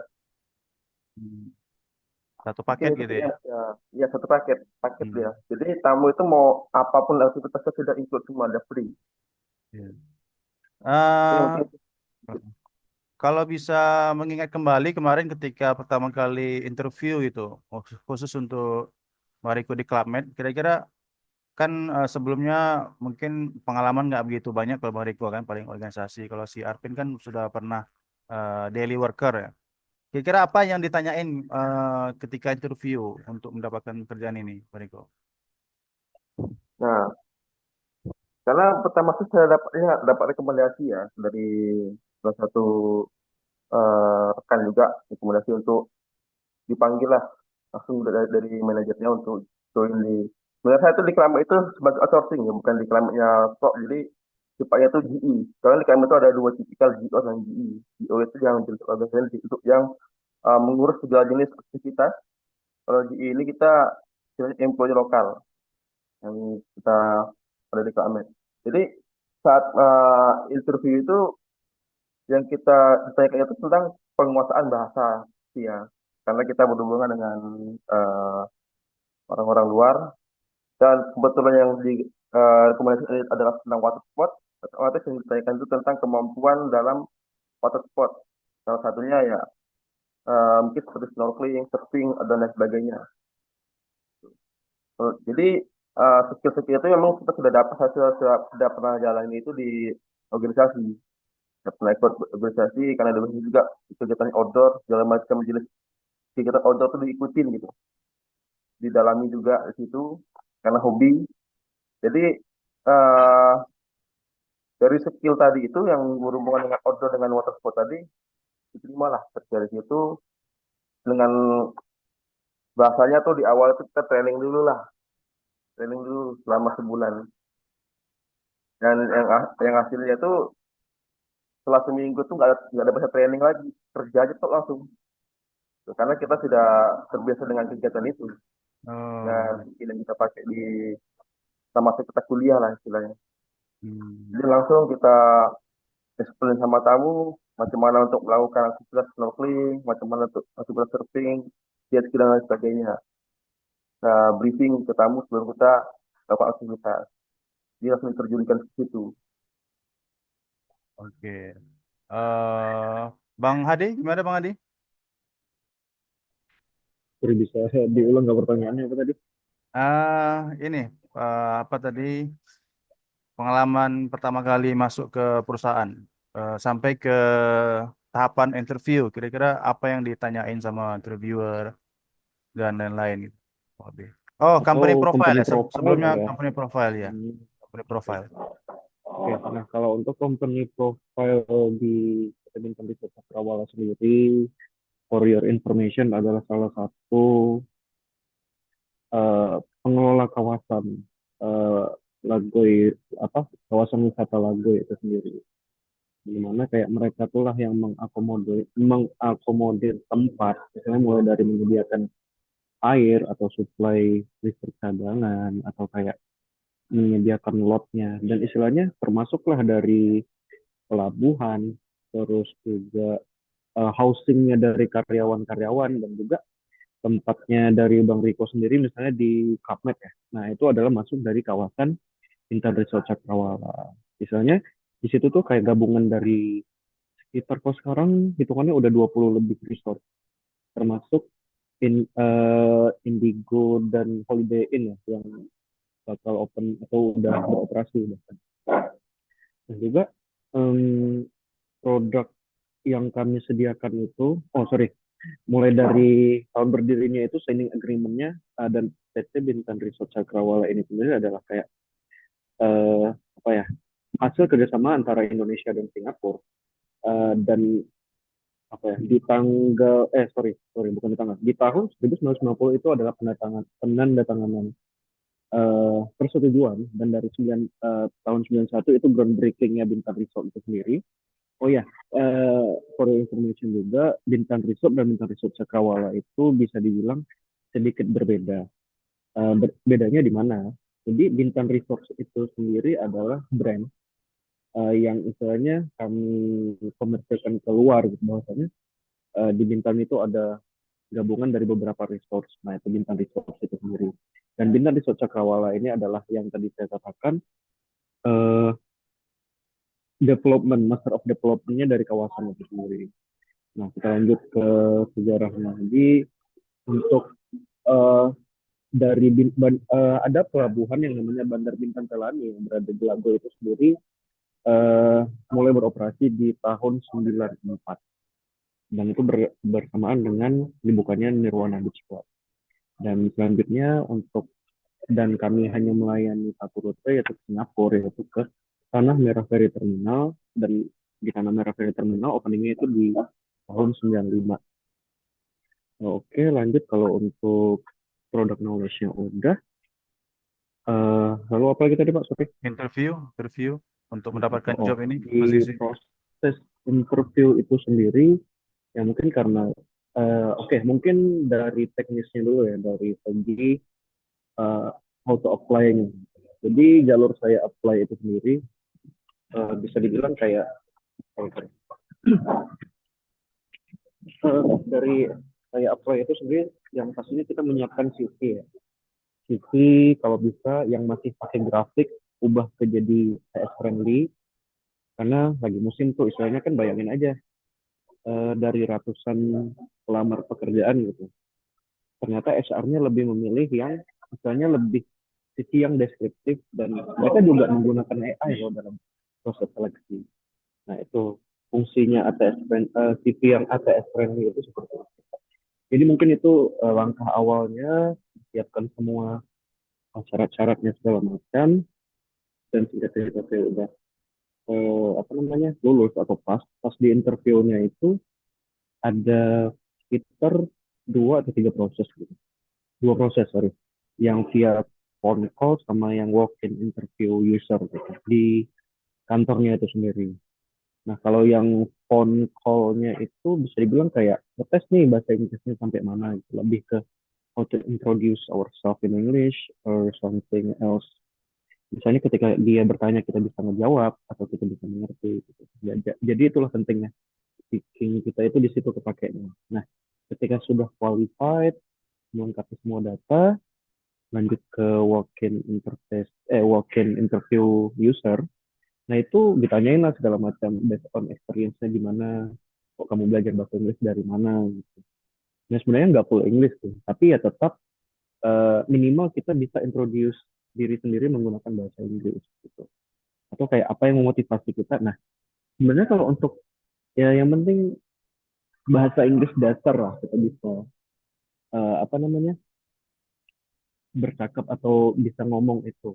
Dan juga mungkin kalau misalnya yang sebelumnya bekerja, mungkin tips dari saya, eh, sekesal-kesalnya kita terhadap perusahaan sebelumnya, jangan pernah jangan pernah menjelekkan atau apapun, karena istilahnya itu sebagai penilaian dari perusahaan nih. Kalau misalnya belum masuk aja kita berani ngomong kayak gitu, gimana nanti ketika perusahaan itu ditinggalin gitu, tidak menutup kemungkinan kita berlaku hal yang sama terhadap. Jadi itu lebih ke big red flagnya perusahaan. Jadi kayak lebih alasannya tuh lebih reasonable aja gitu, kenapa keluar, pandai-pandai lah, itu lebih ke seni komunikasi aja lagi. Jadi gitu tuh. Oke, thank you Bang Adi. eh Kalau tidak salah kemarin untuk magangnya sendiri ada ratusan pelamar gitu ya Bang Adi ya, untuk magangnya sendiri ya. Iya. Ada Kalau ratus. untuk pelamar lumayan banyak sih Pak. Dan itu Lumayan. juga yang diterima itu kalau nggak salah ada 3 posisi. HR assistant, admin office, terus 3 di frontliner. Frontliner itu di daerah dari terminalnya. Nah, jadi ini background saya ini kebetulan tempat saya bekerja di VIP Lounge-nya gitu. Woi, keren ya. Jadi, ya, jadi lounge istilahnya kita handle VIP Lounge ini gimana ya? Kayak khusus bukan fitur sih, ke fasilitas khusus yang didapatkan untuk orang-orang yang membayar lebih atau kayak orang-orang pemerintahan nih, misalnya kayak Pak Ansar sering lewat juga atau Pak Robi sering lewat juga di sini. Kalau mau ke Singapura mereka pasti lewat sini. Sorry tadi apa pertanyaannya? Eh, apa tadi Pak? Sorry Pak, saya pecah nih. Ya, ratusan orang ngelamar Oh ya untuk ya, magang, betul. kemudian sampai ke ini kan disortir lagi, difilter gitu. Disortir lagi benar-benar. Itu tadi eh, proses rekrutmennya kalau bisa dibilang sampai ke tahap yang sekarang itu benar-benar ketat. Karena kan yang saya dengar juga dari kawan-kawan bekerja kayak ada nih orang titipan segala macam, wah kamu pasti tidak terima kan. Saya mungkin mencoba untuk tetap positive thinking bahwasanya apa yang saya lakukan ini benar-benar kayak apa ya? eh, kita tuh worth it loh untuk diterima gitu. Jadi kayak benar-benar lebih mengusahakan, lebih ke menjaga citra sebenarnya iya sih termasuk. Terus juga ya tunjukkan lah bahwasanya kamu itu benar-benar cocok di posisi itu. Gitu. Nah, ketika apalagi proses dalam magang itu kita juga tidak bisa cuek gitu terhadap sekitar gitu. Ya, Kita ya. juga harus komunikasi dengan berbagai stakeholder yang bekerja dan for your information juga kita bekerja dengan beberapa aparatur pemerintah yang disingkat CIQP, Custom, Immigration, Quarantine, dan Port. Port itu kayak Syah Bandar. Nah, jadi dari mereka itu sendiri yang membantu kita dalam memproses tamu-tamu yang dari luar. Dan sekarang juga yang awalnya buka dari rute ke Singapura, Singapura Bintan, kita dalam bulan atau bulan lalu juga udah buka rute ke Malaysia juga, ke Pasir Gudang. Nah, itu. Jadi dengan istilahnya kerjasama kami lah, bahwasanya bisa berjalan dengan baik dan ini adalah salah satu gate wisatawan yang dari ucis dari Singapura atau yang transit misalnya dari Amerika ke Singapura dan ke Bintan itu ya melalui gerbangnya di kami itu. Jadi bisa kadang saya juga ngelihat drivernya ke Bintan Villa atau yang lebih sering ke Club Med di balik lebih gitu sih. Iya. Kalau Club Med rata-rata bule ya Wah, tamunya. langganan boleh nggak ada. Kalau Singapura mungkin Hanya ya bule nggak ya. tahu lah ya. Season juga sih udah dimention juga tadi sama Medco. Iya, iya.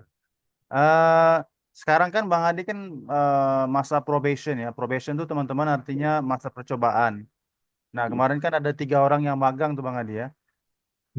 Kira-kira apa sih yang membuat Bang Adi dipilih sebagai the only candidate untuk mengikuti probation sampai nanti insya Allah menjadi permanent employee atau Insya staff? Allah. Apa Yang Bang Adi? pertama mungkin kalau dari saya ya tetap jaga sikap patuh terhadap atasan, jangan terlalu, saya lebih lebih ke klasik sih, maksudnya kayak peraturan secara tidak tertulis bahwasanya senior terlalu benar segala macam. Tapi ya dari situ dulu juga kita bisa sambil memperhatikan bahwasanya oh ada loh ternyata dari senior itu yang mungkin image-nya tak terlalu baik tapi ada sesuatu yang kita bisa ambil pelajari segala macam. Dan juga lebih banyak mendengarkan, tidak terlalu banyak membantah, respect each other juga, itu mungkin lebih ke teknis dalam bekerja juga sih. Jadi ketika kita make a fault atau kayak kita berbuat salah, itu kayak ya akui saja. Karena salah itu adalah proses kita dalam belajar dan jangan takut salah. Itu aja sih. Jadi kalau untuk apa yang membedakan saya dengan kedua orang yang lain itu mungkin itu sih. Saya menunjukkan bahwa diri saya tuh ya worth it. Jadi lebih ke saya menganggap bahwa saya sudah karyawan di situ. Jadi bagaimana sih kita menunjukkan bahwasanya ya kita benar-benar bekerja, kita benar-benar kayak sangat bisa diandalkan, bukan semata-mata untuk mencari muka enggak. Kita nggak cari itu. Kita tetap yang pertama experience-nya dulu. Nah, kalau misalnya kita udah dapat experience, kita udah dapat respect atau udah dapat trust lah dari orang-orang sekitar, nah disitulah kita bisa ada power lah dan dipertimbangkan dari manajemen supaya anak ini bisa diterima.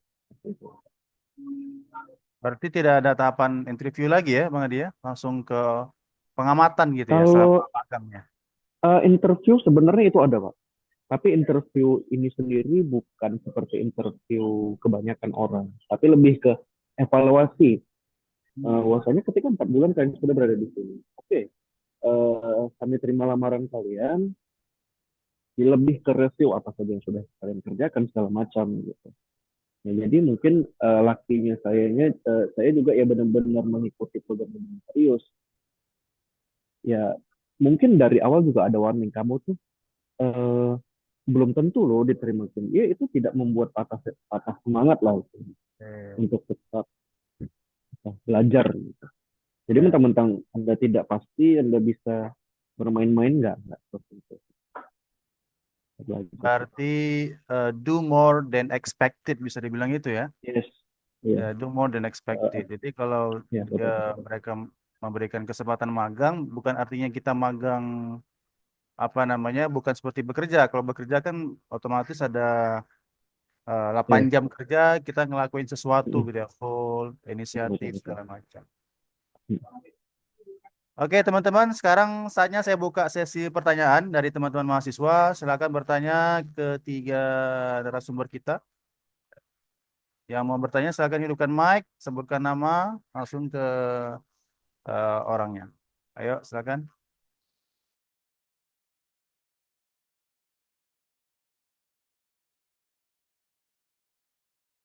Ayo teman-teman mahasiswa PBI, prodi lain.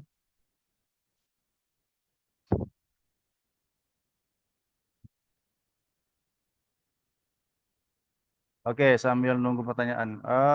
Yang dimaksud dengan CV apa tadi? CV Bang Hadi sebutkan tadi? CV non grafik ya?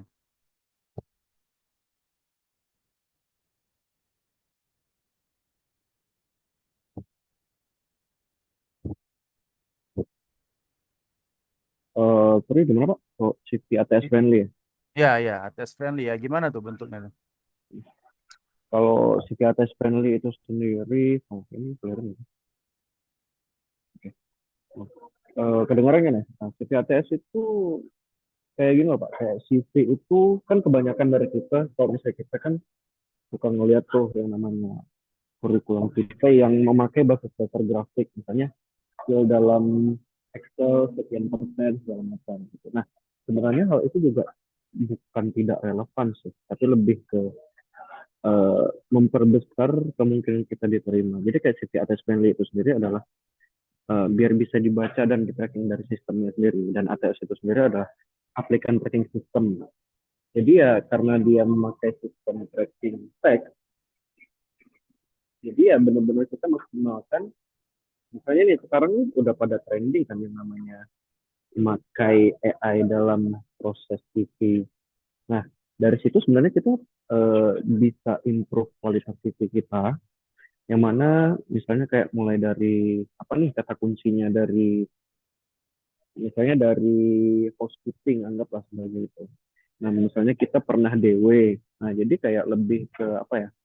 Skill kita dalam hospitality apa saja gitu. Kita lebih improve di situ sih. Mulai dari penyusunan kata-katanya dan benar-benar apa ya bahasanya? Lebih ke Deskriptif ya. deskripsi lah gitu. Jelaskan gitu ya. Dan menjelaskan skill apa saja yang bisa atau di acquire selama di gitu. Jadi full stack sih kalau untuk dari saya gitu. Kalau dari Bang Arvin ada nggak desain CV atau surat lamaran kira-kira yang lebih menonjol?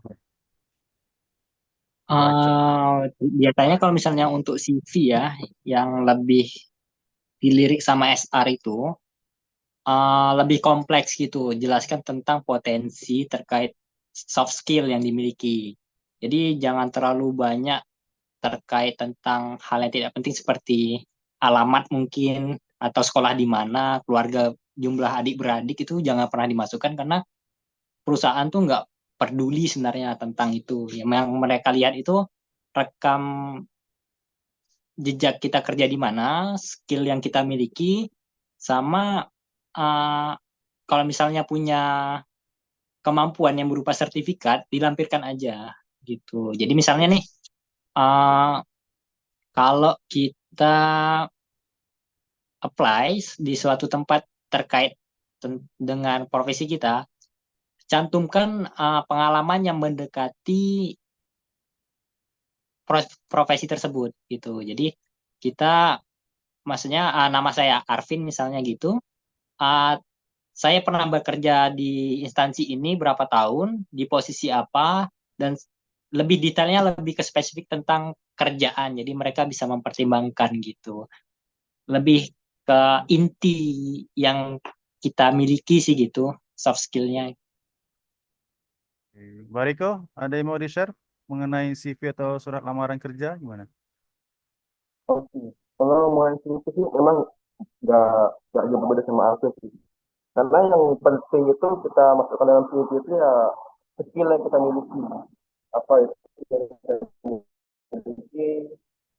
Dan untuk pengalaman kerja mungkin ada mungkin saya pengalaman kerja itu walaupun sebetulnya banyak gitu kan. Karena segala jenis pekerjaan dikerjain. Cuman tidak semua itu kita masukkan dalam CV itu sendiri. Atau terlalu panjang untuk dibaca. Jadi masukkan di CV itu pengalaman kerja yang relevan lah sama yang kita lamar. Kita apply itu apa yang relevan, termasuk pengalaman dalam untuk organisasi. Jadi kayak kalau kita ikut di HMJ ataupun ETSA ya kalau di dulu ya di TBI itu mungkin kita bisa masukkan juga sertifikatnya. Jadi kalau menurut saya sih manfaatkanlah zaman kuliah itu untuk mencari sertifikat itu, pengalaman di seminar ataupun di webinar segala macamnya, karena itu bakal sangat berguna nanti saat kita untuk apply ke perusahaan, karena yang dinilai itu bisa juga kemampuan kita, aktifnya kita, dan yang relevan, karena tidak semua eh, pengalaman kerja itu relevan sama yang kita lamar di kemudian hari gitu. Jadi kita carilah yang relevan apa gitu, kemampuan kita, skill kita, ya, yang perlu sih disertifikatkan lah. Punya kemampuan apa, kita ikut pelatihan ataupun ikut, kan seperti di sana kan juga banyak buka-buka pelatihan tentang dunia pekerjaan. Mungkin kita bisa jadi join untuk bekal kita nanti di dunia pekerjaan yang sebenarnya gitu. Oke. Saya sih. Ya, makasih Mbak Riko. Oke, teman-teman mahasiswa silakan bertanya. Ya, karena abang-abang kita ini waktunya apa namanya sangat sulit ini kalau kita pertemukan ya. Alhamdulillah mereka meluangkan waktu hari ini semuanya bisa. Ya, mungkin kalau next mungkin agak susah nih karena sibuk masing-masing gitu ya. Silakan ya teman-teman. Ada Linda, ada Bang Malik, ada Alia, Azlin, ada Azlin, ada Fajri. Ayo silakan teman-teman. Ada Rini, Risa, Tanya sir katanya di chat. siapa? Siapa Izin itu? tanya atau di chat katanya. Ziad. Oke, silakan Ziad. Hidupkan kamera pakai mic ya. Hidupkan kamera. Komik aja. Ya. Udah. Ah, ya, Diri. ya.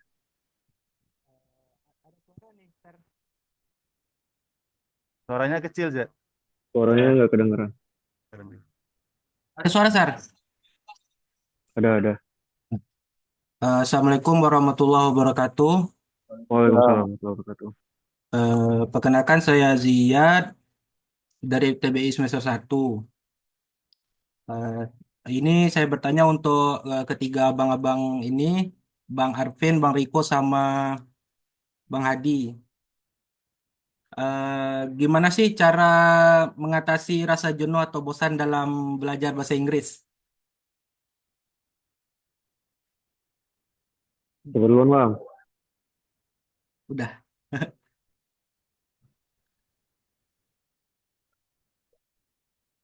Dari aku boleh kali ya. Ya, silakan. Oke.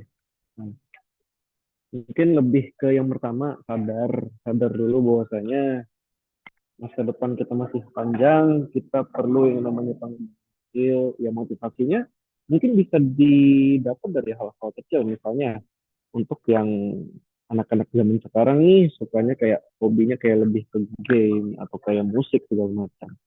Nah, dari game itu sendiri juga kita bisa dapat teman orang luar kan. Jadi kayak as simple as we can communicate with another people from another country.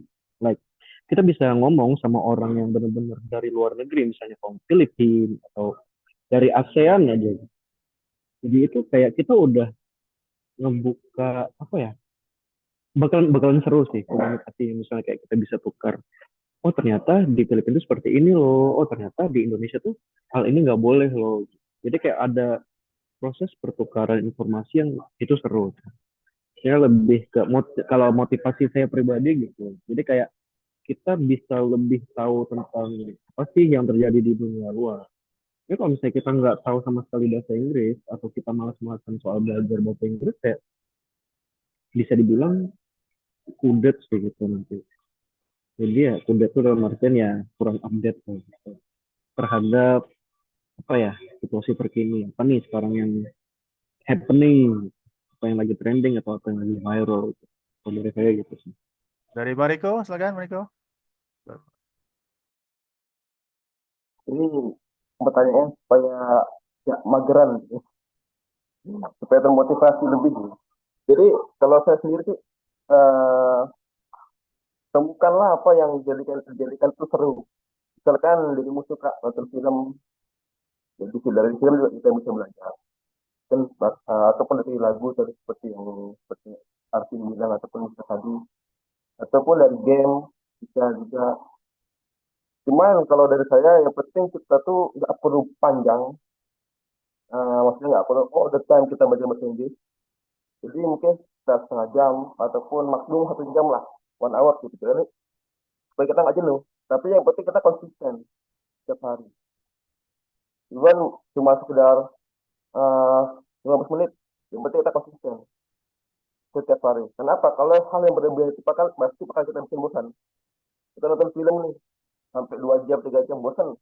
Hari itu oke gitu, kita moodnya tinggi. Tapi besoknya, lusanya udah mulai bosan lah, ini terus gitu. Tapi kalau kita sedikit tapi continue gitu, urusan itu nggak bakal bosan. Ya, temukan hal menarik apa gitu.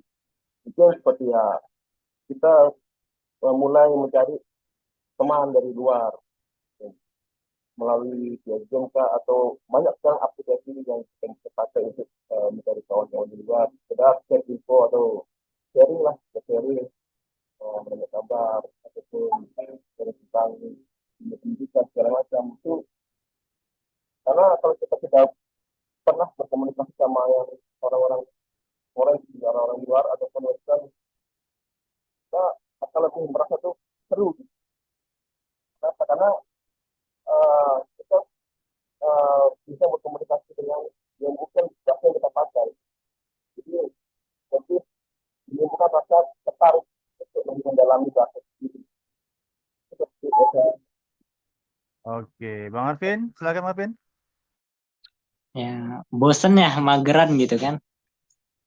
Ya, jadi biasanya sih kalau saya pribadi nih untuk mengatasi rasa bosan gitu kan, cari hal yang paling menarik seperti apa yang dikatakan Mariko sama Bang Hadi tadi. Mulai dari hal yang menarik, walaupun itu jauh dari pembelajarannya, tapi tetap gunakan bahasa Inggris gitu. Itu nggak apa-apa, tujuannya sama kok. Nanti mengimprove skill sih, kayak gitu. Terus bikin planning pembelajaran atau jadwal gitu. Jadi kita terorganisir gitu kegiatannya. Jadi nggak monoton belajar terus, karena pun kalau di press ya bakal ngeblank ujung-ujungnya gitu. Biasanya sih dibikin seperti itu kalau untuk ngatasinya. Jadi sama seperti yang Mbak Riko bilang tadi, komit sama diri sendiri. Kita belajar nih targetnya kemana gitu. Jadi walaupun nanti siapa namanya Kak Ziad ini belajarnya belum tahu nih, yang penting aku belajar bahasa Inggris walaupun dalam bentuk nyanyi, hal lain dalam bentuk game, itu nanti terpakai karena itu bakal mengimprove skill gitu. Jadi cari hal yang menarik sih gitu. Sama kalau bisa sekarang kan zaman canggih nih, zaman canggih kan. HP udah gampang, gadget udah gampang, internet di mana-mana. Kita udah bisa buka global gitu. Dunia di tangan kita kan. Jadi manfaatkan itu. Mungkin bisa aja dulu zaman dulu itu saya untuk impor bahasa Inggris main Ome, main Ome TV. Nah, jadi kalau kita masuk ke server Eropa, jadi kita bakal komunikasi itu pakai bahasa Inggris karena asik gitu. Nanti mereka menceritakan tentang culture mereka. Jadi kita pengen taunya dari situ. Jadi kita belajarnya dari situ gitu. Itu aja sih paling. Ada lagi Ziad? Silakan Ziad. Udah, Sar, udah jelas. Kasih, Bang. Ya, sama-sama. Oke, teman-teman yang lain silakan manfaatkan kesempatan ini untuk bertanya pada abang kita. Ayo, yang lain silakan. Dari ini Noni, Rizka, siapa lagi? Bang Fajri. Ayo, silakan. Aslin, Fatih. Ya, mungkin beberapa dari mereka ada yang lebih ke dunia pendidikan gitu kan, ada yang ngajar. Kalau abang kita ini kan lebih ke industri pariwisata gitu ya. Ya nggak masalah. Oke, kalau tidak ada pertanyaan mungkin apakah absensi? Oke. Kalau nggak ada pertanyaan mungkin kita minta closing statement dari masing-masing abang-abang kita. Mungkin mulai dari Bang Riko dulu. Closing statement sekaligus pesan untuk adik-adik kita.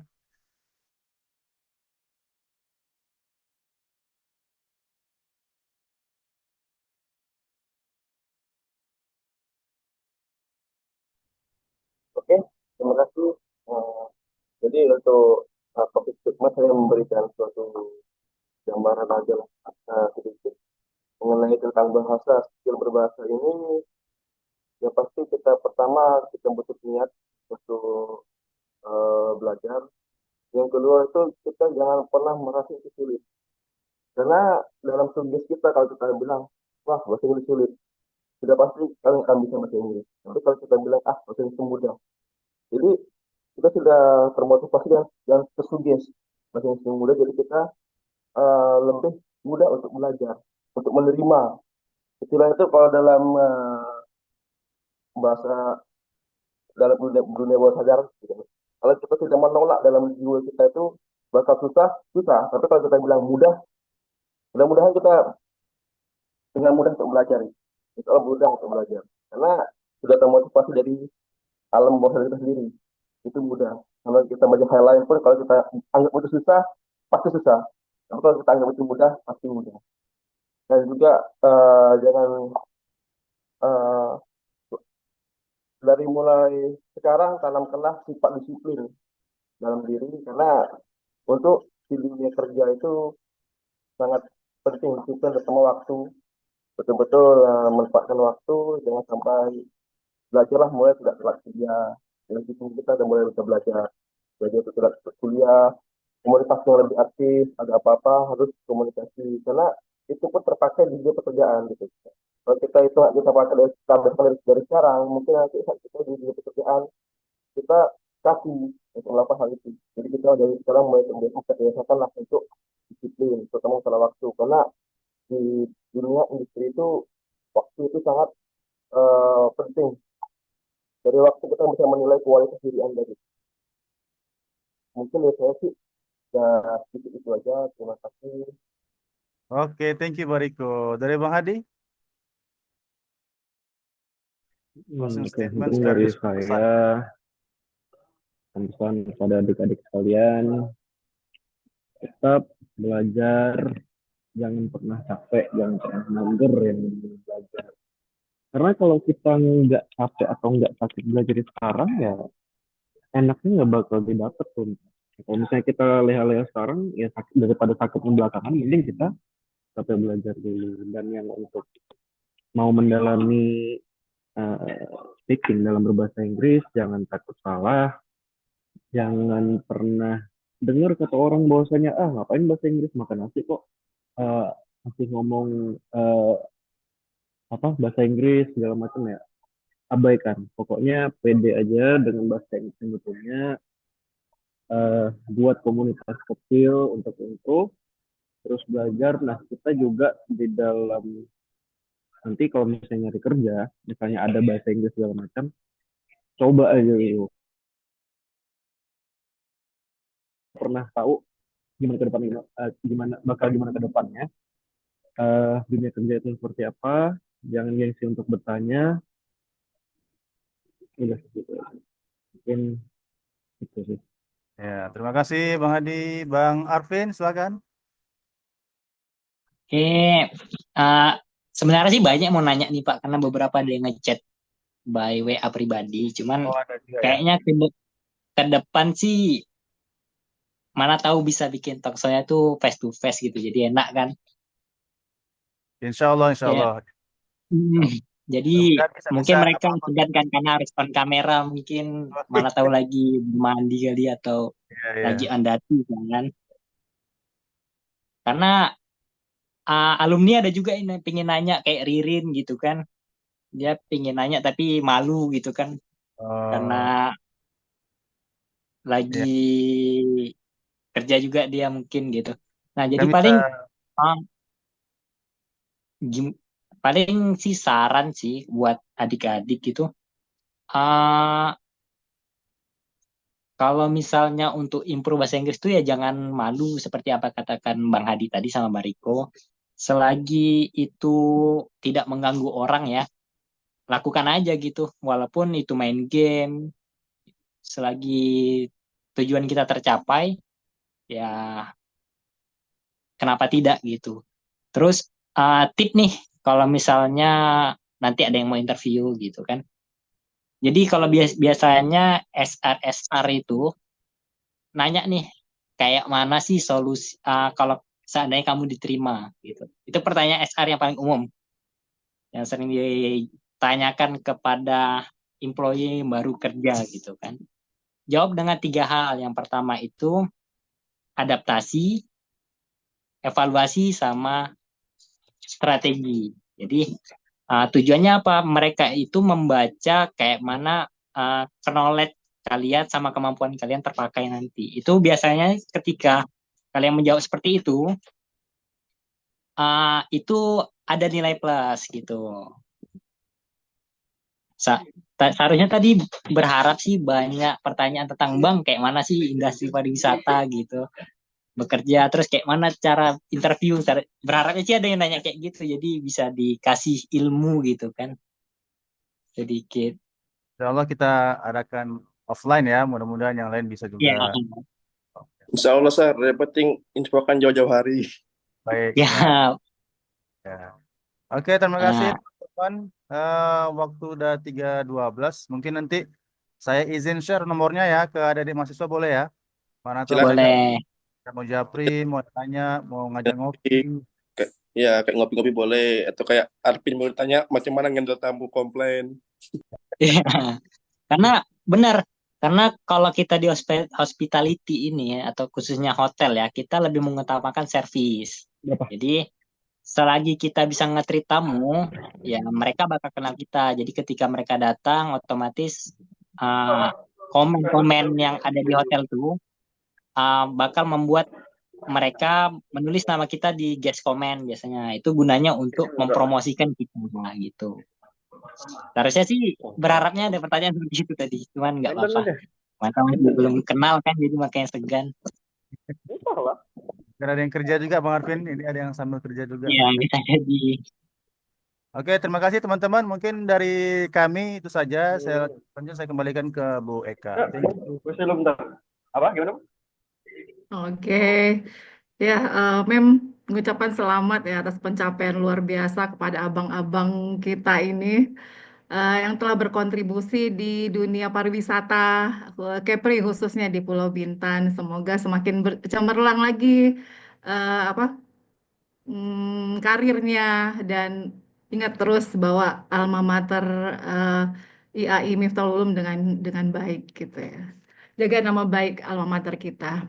All right, ladies and gentlemen, we have come to the end of our section. We would like to express our deepest gratitude to our speaker, Mr. Arvin, Mr. Rico, and Mr. Hadi, for their valuable time and inspiring insight. Thank you, and also thank you for our moderator, Mr. Taufik Afdal, for guiding the discussion so effectively. And then lastly, we thank to all participants for joining us to this Zoom. And our and let us close this session with Alhamdulillah. Alhamdulillahirabbil alamin. Wassalamualaikum warahmatullahi wabarakatuh. Thank you Waalaikumsalam everyone. warahmatullahi wabarakatuh. Foto Terima Bang session, Arvin. BK. Foto Oh session. ya, oke, alright. Ya, Foto. sebentar ya. Foto grup. Grup foto. Bu Eka ambil atau saya? Oke, Bapak aja. Oke, silakan teman-teman on cam kan semua biar kita masuk frame. Hidupkan kameranya masing-masing, please. Mana dia? Oh, Sabar guys. tadi. Oke. On cam semua. Meci, Rizka, Noni, Fajri, Fadia, Malik, Sasmi. Oke, sebentar ya. On count to 1, 3, 2, 1. Oke, thank you guys. I'm done. Thank you. Okay, thank you guys. Thank you Mr. semuanya. and ma'am. Thank See you Bang you next Arvin. time. Oke. Jadi, Terus see you again soon ya, insyaallah. insya Allah Kapan main di Bitar Villa nih? Eh, Insya Allah ya. kita dapat ini free. free access ya. Diskon aja, tak usah free. Iya. Itu kalau diskon pasti. Iya, oke. Selamat Thank you, datang. Arvin. Thank you. Hadi, Bye-bye. Enrico. Thank you, Good guys. luck ya. Mana Bye. tahu MTK sama Pak Taufik mau bikin pamgat ya kan? Bisa. Boleh. Insyaallah, insyaallah. Oke. Iya. Bye. Assalamualaikum. Bye bye. Waalaikumsalam. Nice day. Bye.